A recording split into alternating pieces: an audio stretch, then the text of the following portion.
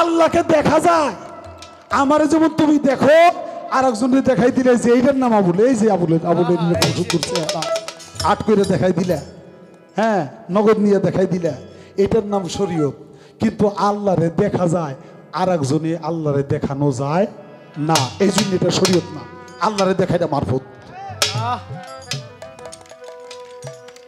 যুক্তি দিলেও সেখানে কিছু মূল বিষয় আমাদের থাকতে হবে। আমি কি বলবো বাবা, 5 টাকা দেওয়াতে সে বাবার কথার একটা হাদিসের কথা নিয়ে বলছিলাম, আবু বকর সিদ্দিকের কথা। 5 টাকার এত প্রশংসা করলেন। আচ্ছা বাবা, এত দামি দামি কথা কইয়ে হঠাৎ করে পাতলা কথা কইতে তোমার লজ্জা লাগে না? হ্যাঁ বুঝে নাই, তুমি বাসি বাজাই বুঝো, গান দিয়ে বুঝো এইরকম না কথাটা। মানে এর 5 টাকার যে বিষয়টা, এই সাথে আমার বায়না কম নিলে গাইনে, হ্যাঁ, আর এরকম বায়না হইলে তুমি 50টা বায়না করবে। হ্যাঁ, কথাটা তোমারেও যদি 5 টাকা দিয়ে বায়না করি, তুমিও তো গাইবে না। এটা তো সত্য নাকি? আমিও নিব না, আমিও গাবো না, এটা সত্য। 5 টাকার প্রশংসা এই জন্যে, ওনার কাছে আর টাকা নাই, 5 টাকা ছিল, 5 টাকাই দিয়েছে, এটা অনেক টাকা। আর আমি রহিম চিস্তির কাছ থেকে টাকা নেই, অমুকের কাছ থেকে তমুকের কাছ থেকে টাকা নেই, তাগো আল্লাহ টাকা দিয়েছে, তুই দিবি না কেন? যার টাকা আছে সে দিবি না কেন? আমি কষ্ট করে গান গাই, আমি পরিশ্রম করি, পারিশ্রম করে যে প্রলোভন দিয়া কৌশল করে পারিশ্রমিক কম দেয়, সে তো কৃপণ। আল্লাহ তো কৃপণকে পছন্দ করে না। আমি পরিশ্রম করি, আমার পারিশ্রমিক দিতে হবে। আপনি যদি মান হিসাব করেন, যারা ব্যান্ড সঙ্গীত গায়, 7-8টা গান গাইব, 1 ঘন্টা সময় কাটাইব, আপনার শো কিন্তু শেষ।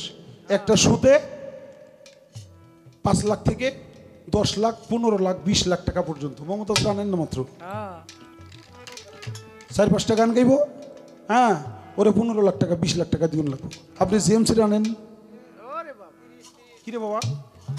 তাহলে ওরা যে গান করে, আমি হাদিস কোরআন চাই না, হাদিস কোরআন পইরা স্টাডি করে এত কষ্ট করে আমি গান গাই। আমি গান গাই আত্মতত্ত্বের গান, আমি গান গাই মানুষ গড়ার গান। আর ওরা গান গাইতেছে কি রকমের ঢং করে ব্যাং করে গান। সেই গান গাইয়া 10 লাখ টাকা, 20 লাখ টাকা নিব, আমার তুমি 70,000 টাকা, 80,000 টাকা দিতে পারবো না, তুমি কিসের ভোগী?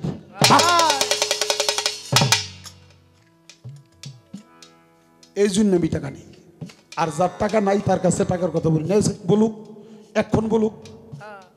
রহিম চিশতির বাড়িতে গান আসছি, আমার এই টাকা দিতে হবে শব্দটা বলছি কিনা? আমার 5টা টাকা বায়না পাঠাইছি কিনা? তাহলে বানাও পাঠা নাই, কয় টাকা দিবে এটা কন্টাক্টও করি নাই। কারণ আমার আন্তাজ আছে, হেরো আন্তাজ আছে যে তারে খাটাইলে আমার কি টাকা দিউন লাগবো। আমারও আন্তাজ আছে, আরো গাইছি, হে আমারে ঠগাইলে কি পরিমাণ ঠগাইতে পারবো আমি জানি নাকি বাবা? গেল একটা। আর একটা হইলো যে ফকির রেখা এলো নিরামিষ, আপনি একবার আমিষ চাই বললেন, তাইলে বোনা চাইলেন, এটা বিষয়টা কি? এরকম জ্ঞান, এটাও কিন্তু পাতলা যুক্তি হয়ে গেছে বাবা, এটা কিন্তু পাতলা যুক্তি হয়ে গেছে। ফকিররা যে নিরামিষ খায়, নিরামিষটাও একটা ভুনা। এই ভুনা মানে কি খালি আমিষ? ভুনা হইলো যেটা হলো ঘন করে পাকায়, এটার নাম হলো ভুনা। সেটা মাংস হইতে পারে, মাছও হইতে পারে, সবজি হইতে পারে, খিচুড়ি হইতে পারে, নাকি বাবা? ওটা হলো ভুনার কথা বলছি। আমি তো কই নাই যে আমার মাংস দিয়ে দিও অল্প করে 4টা ভাত, আমার খালি ঝোলতে দিও না, এরকম কথা তো না। এটা একটা মিসাল, এটা একটা দৃষ্টান্ত যে অনেকগুলি ঝোল দিয়ে দেওয়া যায়, আর অল্প করে তরকারি দিলেও ভুনা করে দিলেও ওটা খাইতে মজা। অর্থাৎ আমি হাজারো কথা তোমারে, আমি 10টা 5টা কথা জিজ্ঞেস করতে পারি, এত কথা জিজ্ঞাসা না করে কাজের কথা 2টা একটা জিজ্ঞেস করুম, এটাই কাজে লাগবে, তাই না কথাটা? তো কাজেই আমি এখানে আর কিছু বলবো না, আমার এখানে কথা নাই, আমার বলা কোয়া শেষ হয়ে গেছে। তা আমাকে বলছিলাম যে নবীকে যে নবী যে হাজির নাজির থাকে, তাহলে নবীকে কিভাবে দেখো? এবারে বলছে আমি নায়েবে রাসূলের মাধ্যমে দেখি। বাবা নায়েবে রাসূলের মাধ্যমে দেখো, আলহামদুলিল্লাহ জবাবটা সুন্দর দিছো। তবে নায়েবে রাসূলের মাধ্যমে এই কথা না বইলে নায়েবে রাসূলের রূপে দেখো, তাইলে আরো ভালো হইব, আরো ভালো হইব। নায়েবে রাসূলের রূপে দেখো, কারণ রাসূল বলছে আল উলামা ওয়ারাসাতুল আম্বিয়া। দুনিয়ায় যারা হক্কানি আলেম মানে জ্ঞানী, যারা হক কথা বলার যে জ্ঞানটা রাখে, জ্ঞান দেয়, জ্ঞান বিতরণ করে, মানে লেখাপড়া সার্টিফিকেট নিছে এই আলেমের কথা কিন্তু রসুল বলে না, কারণ তখন মাদ্রাসা ছিলই না। যে কারণে এই হাদিসটা এই যে রসুলের সেই দিব্য জ্ঞানের কথা, গুপ্ত এলেমের কথা যারা জানে তারা হইল রসুলের ওয়ারিস, তাদেরকে দেখা রসুলকে দেখা এক কথাই হয়ে যায়। আমি বুঝি যে মানিক দেওয়ান রে এত কায়দা কইরে প্রশ্ন করলাম, তারপর ওই পিছুলা যে এবার চায় এটা বুঝি যে কি ঘটনাটা অবশেষ দেখলাম। আরে কত বড় শিয়ান রে। হ্যাঁ, আমি নায়েবে রাসূলের মাধ্যমে দেখি। নায়েবে রাসূলের মাধ্যমে তো অবশ্যই রসুলকে কি রূপে দেখো, এটা নায়েবে রাসূলের রূপে অর্থাৎ পীর মুর্শিদের রূপে দেখলেই দেখা পেয়ে যাবে। বেলায়েতে মুর্শিদ হইয়া,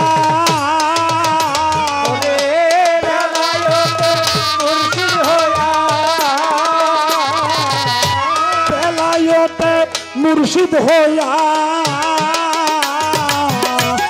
আসিলেন দিনের নবী বাবা, আসিলেন দিনের নবী। মুর্শিদকে না পাইলে কি আর রসুল পাবি, মুর্শিদকে না পাইলে কি আর রসুল পাবি।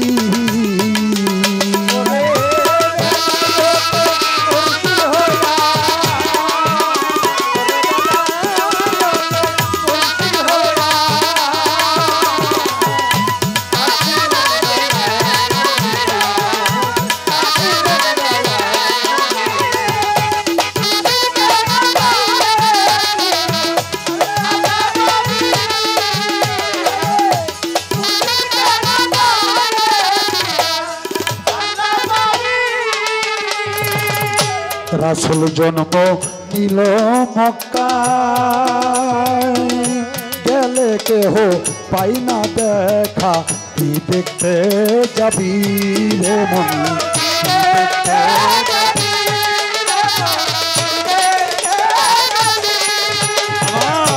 রাসূল জন্ম নিল মক্কা, গেলে কেহ পায় না দেখা, কি দেখতে যাবি রে মন।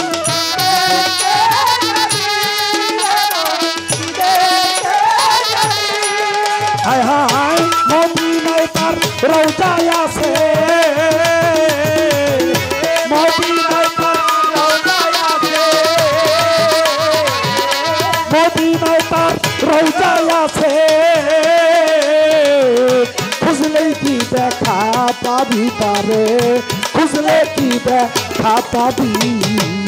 মুর্শিদকে না পাইলে কি আর রাসূল পাবি,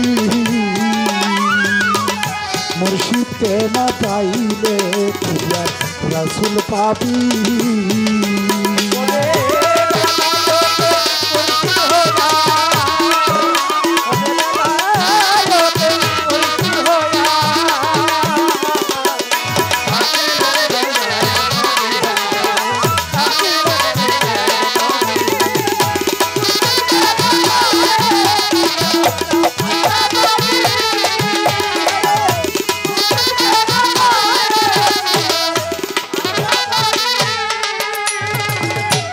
আপনা পীরের সুরাতে সে তো রাসূল হাকিকতে, হাতে হাত দিবি রে তার,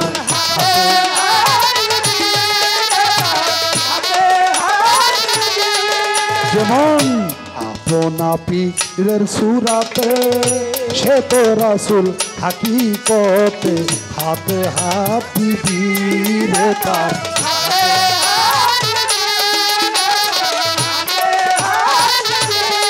ও মানুষ ওই নবীজির হাত ধরিয়া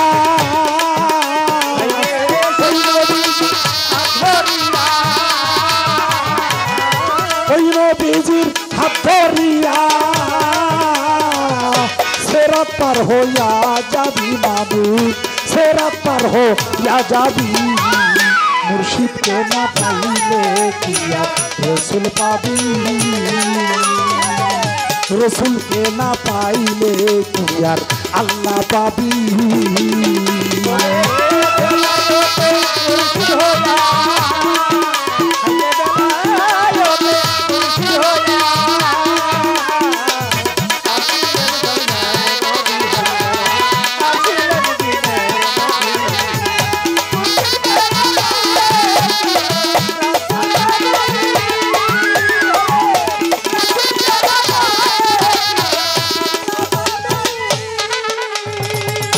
ইসমাইল শাহ কয় শুনবে হাসান যেই নবী আছে বর্তমান তার তালিম নিবি রে মন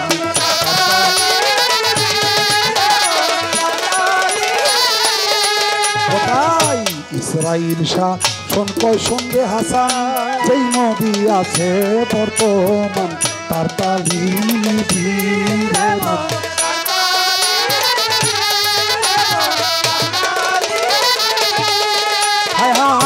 রসুল আল্লাহর বান্দার হায়াত রসুল আরে রসুল আল্লাহর বান্দার হায়াত হায়াতে জিন্দা নবী আছে হায়াতে জিন্দা নবী রসুলকে না পাইলে কি আর আল্লাহ পাবি মানুষ মুর্শিদকে না পাইলে কি আর রসুল পাবি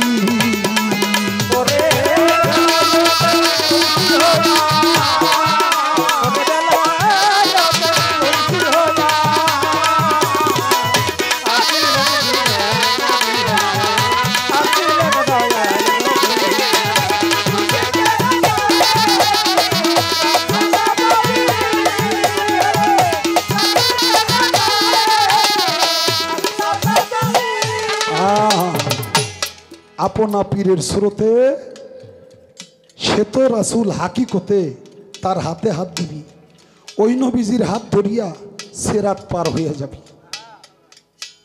বাজান বলছে সব কিছু বিসর্জন দিতে হয় কি কি বিসর্জন দিতে হয় জালালউদ্দিন রুমি হযরত মাওলানা সে কি বিসর্জন দিছিল বাবা জালালউদ্দিন রুমি আগেই বলছি সে মস্ত বড় মাওলানা ছিল যে দেখে কাবা ঘরে যাইতেছে কাবার দিকে পাও দিয়ে এক পাগলায় শুয়ে রইছে ওই যে পাগল শামসেস তাবরিজ রহমতুল্লাহ আলাইহি সেও আগে শরীয়তের ইলম শিক্ষা করছে শিক্ষা করতে করতে করতে করতে করতে করতে শিক্ষার সাগরে ডুবে তারপরে সে আল্লাহর নামে পাগল হয়ে গেছে এখন সে পাগল তার শরীয়তের লেবাস নাই কোন রকম করে ইজ্জতরা ডাইকা থইছে কাবার দিকে পাও দিয়ে শীতে শুয়ে পড়ছে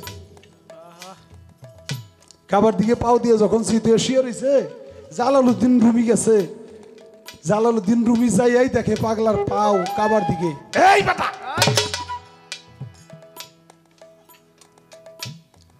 পাগলা কয় কেরা রে জালাল নাকি রে জালালউদ্দিন রুমি তো মস্ত বড় মাওলানা অনেক সম্মান হায়রে পাগলা এই কথা কইছে কেউ শুনলো নি ওই যে বাবলু বেকারি তুই কয় মাস্টারের কাছে বিচার দিছে স্যার কি ছাত্র কারে ভর্তি করেছে বাবলু তো আমাকে সিনিয়র জুনিয়র কিছুই মানে না বেকারি তুই কয় ঠিক আছে আমি বলবো তোমরা কিছু বললো না বাবলুরে ডাক দিছে বাবলু বাবলু কয় কি হয়েছে কি হয়েছে বড় বুঝো এদিকে আসো আসছে তোমার যদি আমার স্কুলের সম্মান যায় কেন আমি কি করছি তুমি বেকারি তুই তো আমার এই শব্দ ব্যবহার করো সিনিয়র জুনিয়র কিছু মানো না কেন কে শেখাইলো আমার এটা? তো বাবলু কখন চুপ করে দিছে, চুপ করে থেকে কয় আমি যে বেকারি তুই কই এটা তোরে কইলো কেনা? মাস্টার কয় কাম তো আমার তো এটা করছে কাম তো সারা সর কয় এটা ডাইসি এরকম সব মানে ওর সাথে কথা কইতে যে নিজের ইজ্জত নষ্ট হইব। তো ওই রকম পাগলায় যখন কইছে Jalaluddin Rumi, Hazrat Maulana Jalaluddin Rumi, তারা কয় কেরারে জালাল নাকি রে? তো জালালউদ্দিন রুমির অবস্থাটা কি হইতে পারে? ভাত খাইতে ভাত পালাস না, ভাত চিনোস, জাগা জমি ব্যাগ চিনোস, বউ চিনোস, ফুলাপান চিনোস, কোন দিকে পাও দেওয়া যাবো, কোন দিকে পাও দেওয়া যাবো এটা বুঝোস না? কামের ডরে পাগল হয়ে গেছাস। পাগলা কয়ে রে জালাল, তা না হয় বইলাম কামের ডরে হইলাম, এইদিকে কি কয় বেটা? এইদিকে আল্লাহর ঘর। পাগলায় কয়ে রে জালাল, আমার একটা কথার জবাব দিবি, ওই ঘরটাই বড় না ওই ঘরের মালিকটা বড়? আমার একবার জবাব দিবি। জালালউদ্দিন রুমি তো মস্ত বড় জ্ঞানী লোক, মাথায় ধরে বইছে, জ্ঞানী লোকের অল্প কথাই বুঝে যায়। আরে পাগল, তুই কি কথাটা শোনাইলি? অবশ্যই ঘরের চাইতে ঘরের মালিক অনেক বড়। কত জালাল রে, ঘরের দিকে পাও দিছি তাই তুই এত রাগ করতে চাস? মালিকের দিকে পাও দিলে তো তুই আমার পাও কাইতে বলাবি। তুই এক কাম কর, যে দিকে ওই ঘরের মালিক নাই ওই দিকে আমার পাও দুই একটু সরাই থেকে যা। জালালউদ্দিন রুমি সাথে সাথে বসে পড়ছে পাগলের পায়ের কাছে। পাগল রে, সারা জীবন কোরআন রিসার্চ করলাম, কত কিছু হাদিস শাস্ত্র পড়লাম, কোরআন পড়লাম, কত কিতাব লিখলাম, তারপরেও আমার ভিতরে এই বুঝটা হইল না আল্লাহ করলে শাইন মহিত আল্লাহ সর্ব জায়গায় বিরাজমান, সব দিকে আল্লাহ আছে, এখন পাও কোন দিকে সরামু? কত এতদিন বুঝোস নাই? না রে পাগল, আজকে তো তোর কথায় আমার এই বুঝটুক হইল। পাগলের কাছে বইছে না, জ্ঞানের কাছে ধরা খেয়ে পাগলের পার কাছে বইছে। পাগল কয়ে রে জালাল, তোর ক্যাত কোলাই কি? মানে বগুল তুলে তার একটা কিতাব, তোর ক্যাত কোলাই কি? কয়টা তুমি বুঝবে না? এটা আমার কিতাব। কত নাই বা বুঝলাম, দে না একটু তোর কিতাবটা। লইছে কিতাবটা, লইয়া একটু আতাইটা দিয়ে পানির মধ্যে ফেঁকে ফালাইয়া দিছে। হাই হাই পাগল, তুই করলি কি? হাই হাই তুই করলি কি? আমার সারা জীবনের কষ্টার্জিত জ্ঞানের ফসল এই কিতাব তুই ফালাই দিলি। তুই না বলি তোর কিতাব?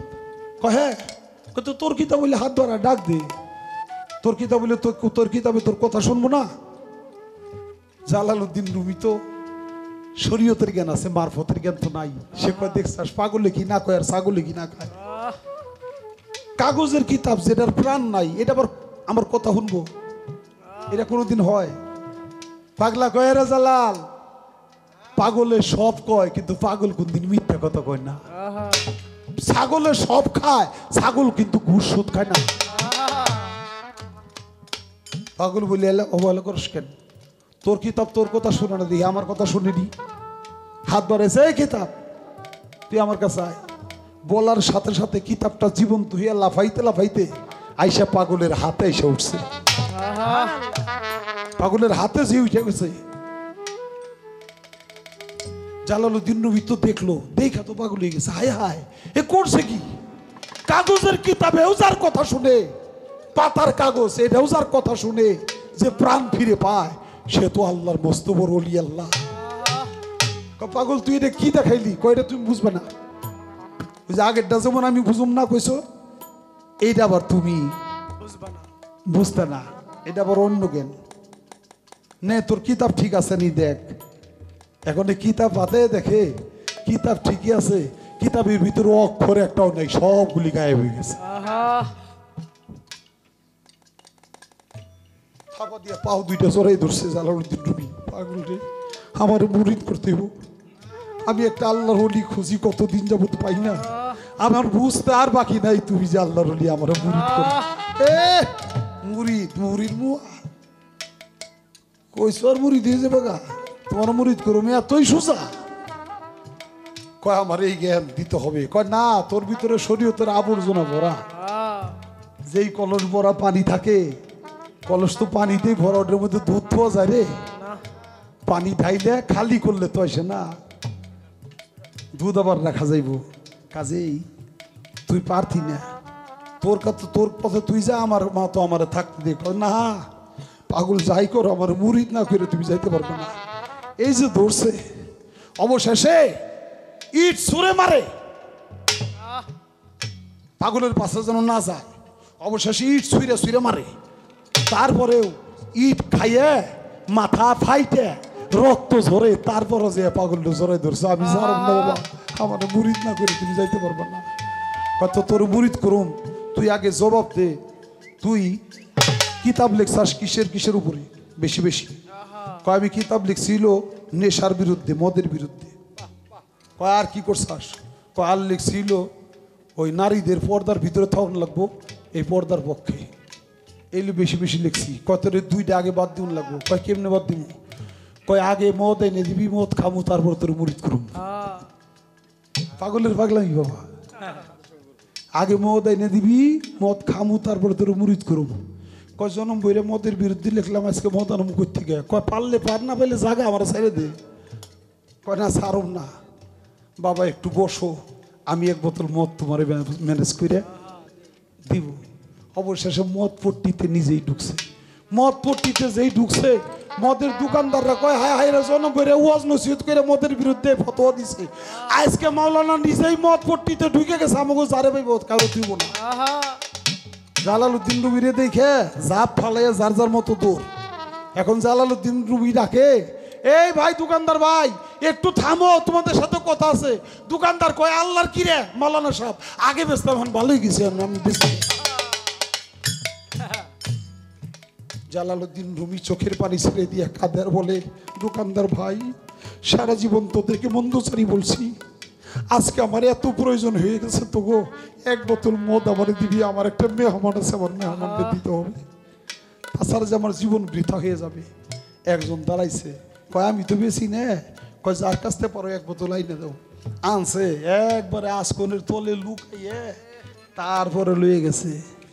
লয়ে যে তারপরে কয় নে খাও, তারপরে আমার মুরিদ করো। কয় মদ কেমনে খাই রে বেটা? কয় কেমনে খাও? কয় মেয়ে লোকে ডেলি দিলে খাইয়ে মজা। কয় মেয়ে লোক আমি কই? কয় মাইসের মেয়ে লোক খুঁজে, তোর মেয়ে লোক নাজি? কয় আছে। কয় তোর আল্লাহ কোনো মেয়ে টেদে নাই? কয় দিছে। কয় মেয়ে? কয় 3 মেয়ে। কয় সুন্দর কোনটা? কয় মেজুটা। মেজুটা বেশি সুন্দর। কয় মেজুটা ডাইলে দিব আর আমি খামু, তারপরে তোর মুরিদ করুম। বাড়িতে নিউন লাগে, বাড়িতে লয়ে গেছে, নিয়া পাগলটা ঘরে বসাইয়া, এই বাবা কথা বলো না, বসো তোমরা, বসো বসো, বসো, এই কথা বলো না, তোমাদের আওয়াজ কান আসে, তোমাদের হাসি মুখ দেখলে আমার কষ্ট হয়, কারণ গান করতেছি, এটা হাসি ঠাট্টা না। তোমরা এক সময় আগামী দিনের কমিটি বসো। অবশেষ মাওলানা জালালউদ্দিন রুমি পাগলটা ঘরে বসাইয়া ওই মেয়ের কাছে যে জোরহাত করে দাঁড়াইছে, মারে জীবনে কোনো অন্যায় আবদার আমি করি নাই, আজকে তোর বুড়ো বাপটা হাত জোর করে তোর সামনে দাঁড়াইছে, আমি তোর কাছে একটা অন্যায় আবদার করলে তুই আমার আবদারটা রাখবি না মা? মেয়ে বলে, বাবা সারা দুনিয়া মিথ্যা হয়ে যাবে, আমার বাবা আমার কাছে কোনো অন্যায় আবদার করবে না, আমি জানি, আমার এই বিশ্বাস আছে, তুমি বলো আমার কি করতে।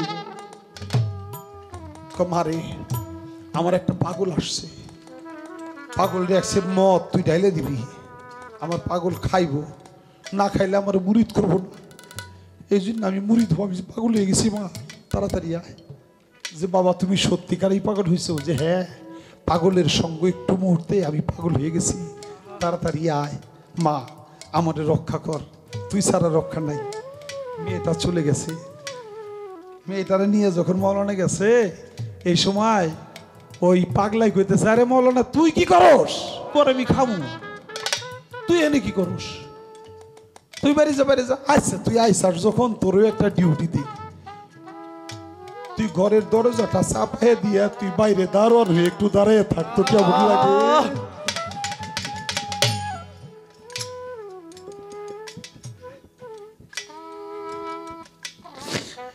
বাবা আমার বাজান বলছিল গুরু ভজন করতে হইলে গুরু ভজবি মাটি বেটি টাকা দিয়া।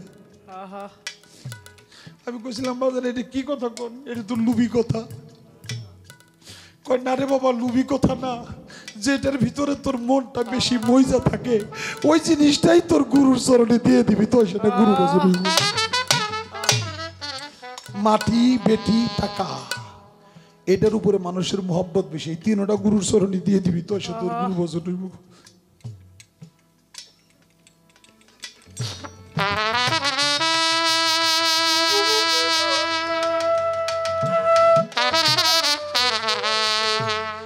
ভাইজান এই কথাটাকে অনেকে দোষ ধরতে পারে, দোষী দোষ খুঁজবে, এটা কিছু আশা, কিছু তার কাছ থেকে আর কিছু আশা করা যাবে না। কারণ যেই বোতলে মধু থাকে সেখান থেকে মধু বাহির হয়, আর যেই বোতলে বিষ থাকে ওটা কাঁথিয়ে পড়লে ভাঙলে ওটা থেকে বিষ ছাড়া আর কিছু বাইরে না, কারণ আছে বিষ বাইরে মুখী। যে দোষী ব্যক্তি সে দোষী খুঁজবে। গুরু ভজন করতে গেলে এই তিনটা জিনিস লাগবে। যার ভিতরে তোমার মায়া মোহতে আবদ্ধ হয়ে রইছো সেই জিনিসগুলি গুরুর কাছে বেশি বেশি করে দিয়ে দেও, যাতে তুমি এই মোহ মুক্ত হইতে পারো, তাহলে তোমার গুরু ভজন হবে। জালালউদ্দিন রুমি অবশেষ বাইরে যেয়ে দরজাটা চাপাই দিয়ে দাঁড়াই রইছে, চোখের পানি ছাইরে আল্লাহর কাছে হাত দুইটা তুইলা কাঁদছে আর কয়, আল্লাহ রে আমি মনে হয় নিজের পায়ে নিজে কুড়ালটা মেরে দিলাম, আমার মেয়েটার না জানি কি সর্বনাশ হয়ে যায়, এই মানে এখনো কামিল হয় নাই তো, আমার না জানি কোন সর্বনষ্ট হয়ে যায়। আল্লাহ আমার মেয়ের জানমাল ইজ্জত তোমার হাতে হাওলা করে দিলাম, আল্লাহ তুমি হেফাজত করো, তুমি রক্ষা করো। চোখের পানি ছেড়ে আল্লাহর কাছে কাঁদতেছে। সময় পার হয়ে যায়, সময় পার হয়ে যায়, তাও মেয়ে বাহির হয় না, পাগলাও ডাক দেয় না, কি করব? অবশেষ বাইরে থেকে ডাকতেছে, মা ও মা, তোদের খাওয়া দাওয়া কি শেষ হয় নাই? তোর বুড়ো বাপটা রেখে একটু ডাকবি না?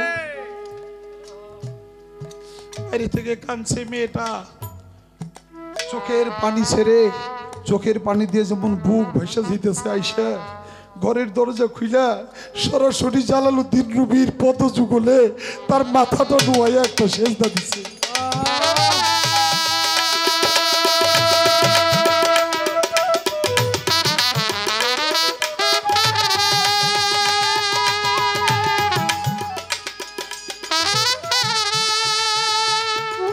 একটা ভক্তি দিয়ে পড়ছে। জালালউদ্দিন রুমি মেয়েকে টাইনে উঠাইছে, টাইনে উঠে বলতেছে চোখে পানি, আর জীবনে এই কর্মটা কোনোদিন করে নাই। আর জালালউদ্দিন রুমি বলছে, মারে এক মুহূর্ত পাগলের সঙ্গ করে তুই এমন কি জ্ঞান অর্জন করলি যে তোর বাবার পদ যুগলে ভক্তি করতে হবে, এই জ্ঞানটা তুই পেয়ে গেলি? কোনোদিন তো এই কাজটা করস নাই, আমার দেখলে খালি সালাম দিছাস, এই কাজটা তুই কেমনি করে শিখলি? কয় বাবা তুমি আমার বাবা বলেই আমার ভাগ্যে এত বড় একটা অলির দর্শন ঘটছে, তোমার মাধ্যম ছাড়া এত বড় একটা অলিরে দেখার সৌভাগ্য আমার হইতো না, এই জন্য তোমার পথে যুগলে আমি চুমা খাইলাম, ভক্তি করলাম।